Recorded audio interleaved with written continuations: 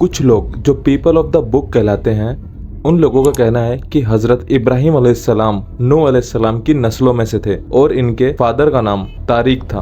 कहते हैं कि जब तारिक 75 साल के थे तब उनके 3 बेटे हुए, इब्राहिम, नाहुर और हरन। हरन का एक बेटा था जिसका नाम था लूत, और उन्होंने ये भी बताया कि इब्राहिम अलैहिस्सलाम बीच वाले बेटे थे और हरन अपने पिता की जिंदगी में ही इंतकाल फरमा गए थे अपने जन्म स्थल पर, जो था चांदीज का इलाका जिसे बेबीलोनिया कहा जाता है। उस वक्त पर कुछ लोग लकड़ी के और पत्थरों के बुतों की पूजा करा करते थे और कुछ लोग सितारे, चांद और सूरज की पूजा करा करते थे और कुछ अपने बादशाह और हुक्मरानों को अपना भगवान मानते थे। इब्राहिम अलैहिस्सलाम इसी माहौल में पैदा हुए, एक आम परिवार में, लेकिन उनका परिवार भी एक आम मूर्ति पूजने वाला परिवार नहीं था। उनके पिता अपने हाथों से बुत बनाते थे। कुछ रिवायतों में कहते हैं कि हजरत इब्राहिम अलैहिस्सलाम के पैदा होने से पहले ही उनके वालिद यानी कि उनके फादर का इंतकाल हो गया था और उनके चाचा ने उन्हें पाला, जिन्हें हजरत इब्राहिम अलैहिस्सलाम अब्बा कहकर बुलाया करते थे। और कुछ रिवायतों में कहते हैं कि उनके वालिद जिंदा थे और इसी परिवार में हजरत इब्राहिम अलैहिस्सलाम पैदा हुए, जिनके नसीब में अपने परिवार के खिलाफ, अपनी कौम के पूरे निज़ाम के खिलाफ खड़ा होना लिखा था। सही मायनों में तो उन्हें हर किसी तरीके के शिर्क से जंग करनी थी। अल्लाह ताला ने तो हजरत इब्राहिम अलैहिस्सलाम को बचपन से ही रोशनी और समझ दी थी। अल्लाह ने उनके दिल और दिमाग रोशन कर दिए थे और बचपन से ही उन्हें हिकमत दी थी। अल्लाह ताला ने फरमाया, वाकई हमने इब्राहिम अलैहिस्सलाम को उनके हिस्से की हिकमत पहले ही दे दी थी और हम उनके यकीन के हालात से खूब वाकिफ थे। बचपन से ही हजरत इब्राहिम अलैहिस्सलाम ने अपने वालिद को देखा कि वो बड़ी अजीबोगरीब मूर्तियां बनाया करते थे। एक दिन हजरत इब्राहिम अलैहिस्सलाम ने अपने वालिद से पूछा कि ये क्या चीज़ है जो आप बना रहे हो। उनके वालिद ने जवाब दिया कि ये देवताओं की मूर्तियां हैं। इब्राहिम अलैहिस्सलाम हैरान हो गए और तुरंत इस बात का इनकार किया।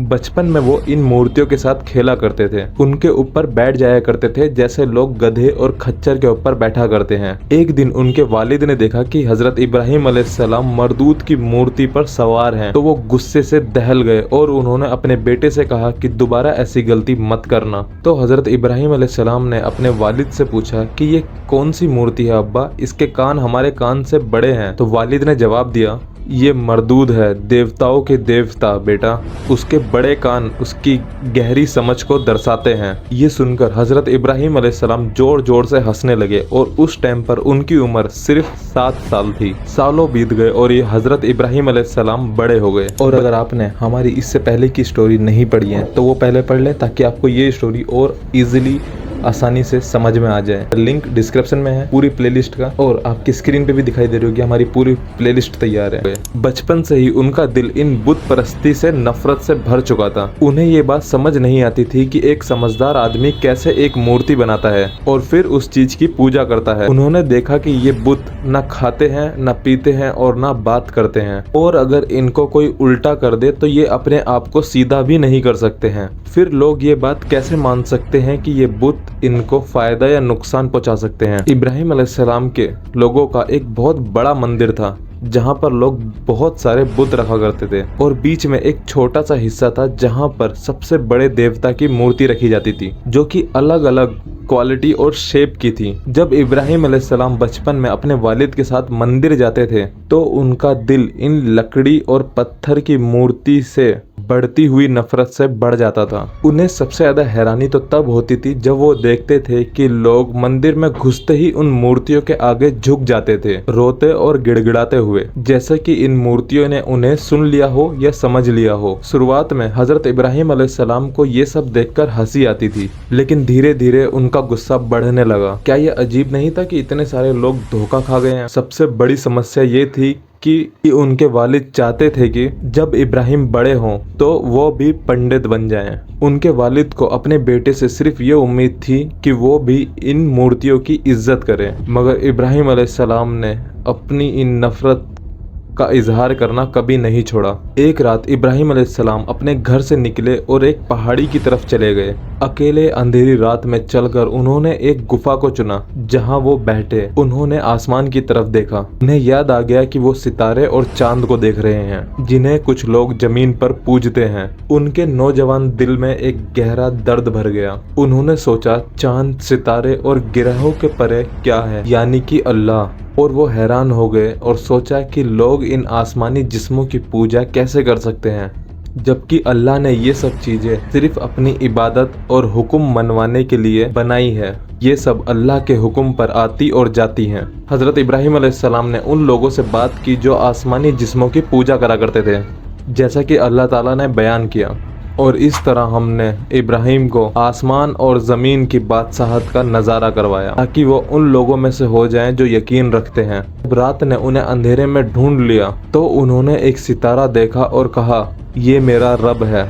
लेकिन जब वो डूब गया तो उन्होंने कहा, मैं उन्हें पसंद नहीं करता जो डूब जाते हैं। जब उन्होंने चांद को उठते हुए देखा तो कहा, ये मेरा रब है। मगर जब वो डूब गया तो उन्होंने कहा, अगर मेरे रब ने मुझे हिदायत नहीं दी तो मैं भी उन गुमराह लोगों में से हो जाऊंगा। और जब उन्होंने सूरज को निकलते हुए देखा तो कहा, ये मेरा रब है और ये सबसे बड़ा है। लेकिन जब वो भी डूब गया तो उन्होंने कहा, मेरे लोगों, मैं इन सब चीज़ों से जो तुम अल्लाह के साथ शरीक करते हो, मैंने अपने रुख उसकी तरफ कर लिए हैं जिसने आसमान और ज़मीन को पैदा किया, एक सच्चे मज़हब का मानने वाला। इब्राहिम अलैहिस्सलाम ने अपने लोगों से कहा, मैं सिर्फ अल्लाह की इबादत करता हूँ और मैं मुशरिकीन जो अल्लाह के साथ दूसरों को शरीक ठहराते हैं उनमें से नहीं हूँ। उन लोगों ने हज़रत इब्राहिम अलैहिस्सलाम से बहस करना शुरू कर दिया। इब्राहिम अलैहिस्सलाम ने जवाब दिया, क्या तुम अल्लाह के बारे में मुझसे बहस कर रहे हो जबकि अल्लाह ने मुझे हिदायत दे दी है। मैं उन लोगों से नहीं डरता जिन्हें तुम अल्लाह के साथ शरीक ठहराते हो। मुझे सिर्फ वही चीज नुकसान पहुंचा सकती है जो मेरा रब चाहे। मेरा रब सब कुछ जानता है और उसके इल्म से कुछ भी छुपा नहीं है। तुम क्यों नहीं समझते? और मैं उन दुश्मनों से क्यों डरूं जिन्हें तुम अल्लाह के साथ शरीक करते हो, जबकि वो मुझे ना फायदा दे सकते हैं और ना नुकसान। जब तुम उन चीजों से नहीं डरते जो अल्लाह के साथ शरीक बनाई हैं, जबकि अल्लाह ने तुम्हें इसकी कोई दलील नहीं दी है, तो कौन सा ग्रुप ज्यादा हकदार है अमन में रहने का? अगर तुम समझते हो तो जवाब दो। वही लोग जो अल्लाह की वहदानियत पर यकीन रखते हैं और सिर्फ उसकी इबादत करते हैं और अपने ईमान को जुल्म शिर्क से मिलाते नहीं, वो लोग असल में अमन और हिदायत पाने वाले हैं। इस डिबेट में हज़रत इब्राहिम अलैहिस्सलाम ने अपनी कौम को ये वाज़े किया कि और अल्लाह के साथ शरीक बनाए जाने के लायक नहीं। ये जिस्म सिर्फ अल्लाह का बनाया हुआ और उसके हुक्म से चल रहा है। ये कभी दिखता है और कभी गायब हो जाता है, लेकिन अल्लाह हमेशा से है और हमेशा रहेगा। उसकी नज़र से कुछ छुपा नहीं है। अल्लाह के सिवा कोई और इबादत के लायक नहीं। इब्राहिम ने दो बातें वाज़े की। पहला कि ये आसमानी जिस्म इबादत के लायक नहीं है और दूसरा ये अल्लाह की निशानियों में से है।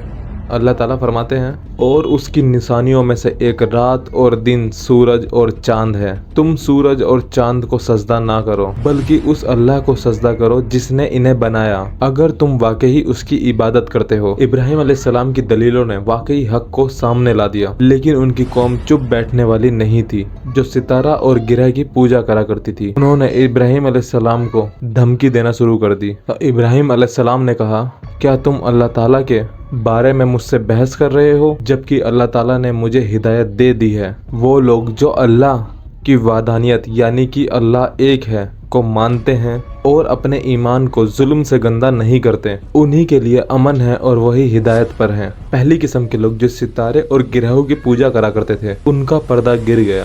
अब अगले स्टेप में दूसरा ग्रुप सामने आता है जो कि बुत परस्ती करता था, यानी कि मूर्तियों की पूजा। अल्लाह ने हजरत इब्राहिम अलैहिस्सलाम को हर मर्तबा दलील दी जब भी उन्होंने अपने लोगों के साथ बहस की। अल्लाह ताला ने फरमाया, और ये हमारी दलील थी जो हमने इब्राहिम अलैहिस्सलाम को उनके लोगों के खिलाफ दी। हम जिसे चाहे दर्जात में बुलंद करते हैं। तुम्हारा रब यकीनन सब कुछ जानने वाला है, हाकिम है। इब्राहिम अलैहिस्सलाम ने अपनी पूरी कोशिश की कि अपनी कौम को अल्लाह ताला की वादानियत पर पूरा यकीन दिलाएं और सिर्फ उसी की इबादत करने की दावत दें।